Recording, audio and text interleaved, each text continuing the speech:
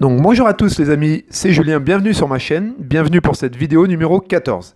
Donc aujourd'hui j'ai décidé de répondre à la question que Guillaume m'a posée par mail qui concerne l'assurance vie et son mode de gestion. Donc j'ai répondu à Guillaume personnellement par mail, mais je vais vous exposer ma réponse et mes arguments car moi-même je me suis posé la même question il y a quelques années. La question est la suivante. Vaut-il mieux gérer soi-même son contrat d'assurance vie en gestion libre ou vaut-il mieux confier la gestion de son contrat d'assurance vie à des professionnels via la gestion pilotée? On appelle ça également gestion sous mandat, c'est la même chose. Alors, je ne vais pas faire durer le suspense, moi je vous recommande la gestion libre, c'est-à-dire le fait de gérer vous-même votre contrat et je vais vous expliquer pourquoi. D'ailleurs, si vous n'êtes pas d'accord avec moi, il n'y a pas de souci, n'hésitez pas à argumenter dans les commentaires, cela permet d'échanger et de confronter les points de vue.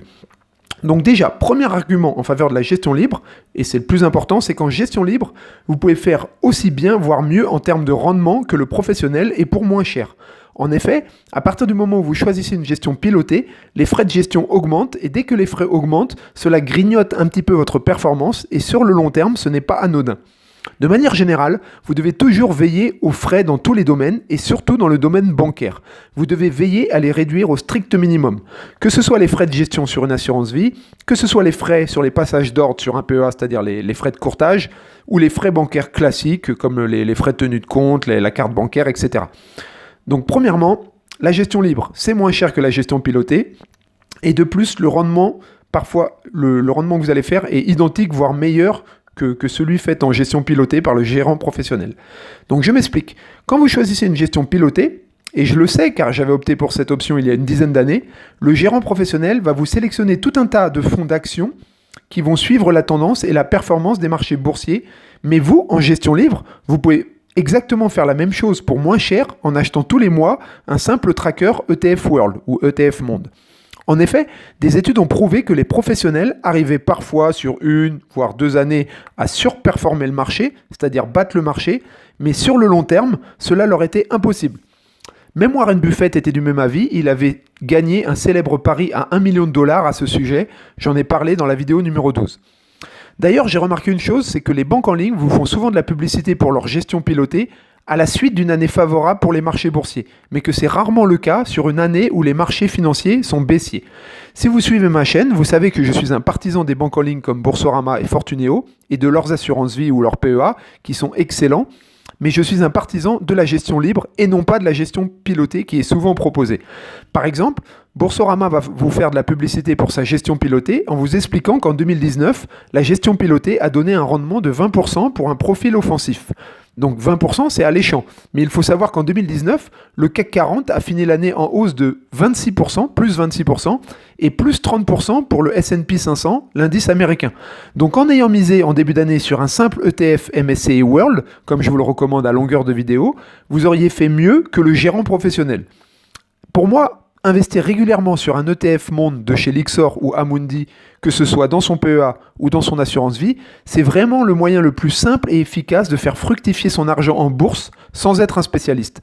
A l'inverse, les banques en ligne communiquent très peu sur leur gestion pilotée les années où les marchés financiers ont été chahutés, comme en 2018 par exemple, ou comme en ce moment depuis mars 2020 et la crise financière liée au coronavirus. Par exemple, j'ai regardé les résultats en 2018 pour la gestion pilotée ou gestion sous mandat, c'est la même chose, et bien tout le monde était dans le rouge, d'environ moins 8%, plus ou moins. Que ce soit la gestion pilotée de chez Boursorama, la gestion pilotée de chez Fortuneo, Lynxea, ING Direct, Before Bank. En 2018, à la fin de l'année, tout le monde était dans le rouge. Et pourquoi ces résultats en 2018 ? C'est parce que durant la deuxième moitié de l'année en 2018, les marchés boursiers ont subi une grosse correction et ils étaient baissiers. Bref, tout ça pour vous dire que les gérants professionnels qui gèrent votre contrat d'assurance vie, ils ne font pas mieux que le marché boursier. Ils le suivent. Quand les marchés montent, votre gestion pilotée affiche de bons résultats, et quand les marchés baissent, votre gestion sous mandat affiche de mauvais résultats.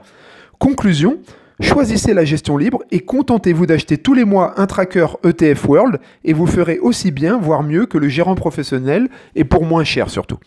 Donc voilà la première raison, et c'est la plus importante qui me pousse à choisir pour mes contrats d'assurance vie, la gestion libre plutôt que la gestion pilotée ou gestion sous mandat.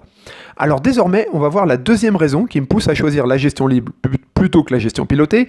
Alors cette deuxième raison, elle est moins importante, mais elle est plutôt d'ordre psychologique. C'est qu'en fait, il est plus agréable mentalement d'être responsable de la gestion de son argent, d'être responsable de ses résultats, qu'ils soient positifs ou négatifs d'ailleurs.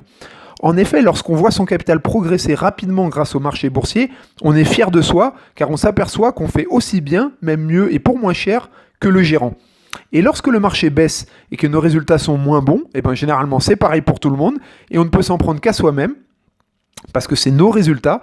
Et dans ces cas-là, il faut rester serein et continuer à investir et se renforcer en attendant que les marchés boursiers repartent à la hausse.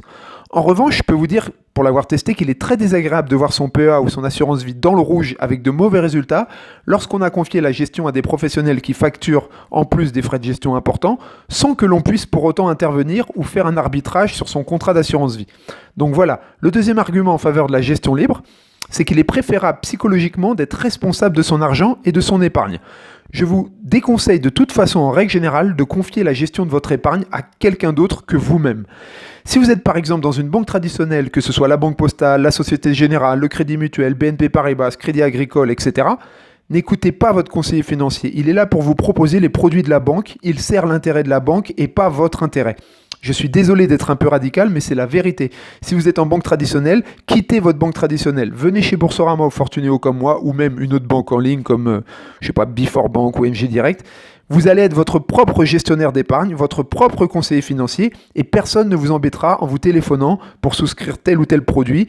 Et vous allez faire aussi bien, voire mieux que votre ex-conseiller pour faire fructifier votre épargne et pour moins cher en plus.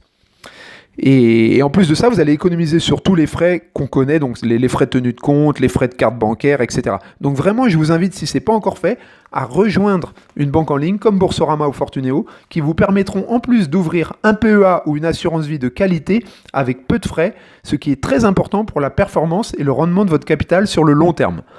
Donc voilà, j'en ai fini pour cette vidéo numéro 14. Vous avez compris que je suis un partisan de la gestion libre pour votre contrat d'assurance vie et c'est exactement ce que j'ai répondu à Guillaume qui m'avait contacté par mail. Donc dites-moi en commentaire si vous n'êtes pas d'accord pour échanger nos points de vue et on se retrouve bientôt pour la vidéo numéro 15 où cette fois-ci je présenterai un livre, je pense. Car vous vous souvenez, dans la vidéo numéro 13, je vous avais encouragé à lire des livres de finances personnelles pour améliorer votre éducation financière et je vous avais listé quelques livres qu'il me paraissait important d'avoir lus. Donc je pense que je vais commencer par la présentation du livre d'Olivier Seban, Tout le monde mérite d'être riche. Pourquoi ? Car c'est ce livre que j'ai lu il y a une douzaine d'années. Je crois que la première édition avait été écrite en 2006. Et j'avais dû lire ça du coup en 2008. Et c'est le livre en fait qui m'avait provoqué le déclic. Et je vais essayer de vous en présenter les grandes idées. Si vous avez également vous aussi une question, n'hésitez pas à me contacter avec mon mail qui est écrit en description sous cette vidéo et je me ferai un plaisir de vous répondre. À bientôt les amis, à la prochaine fois. Bye bye.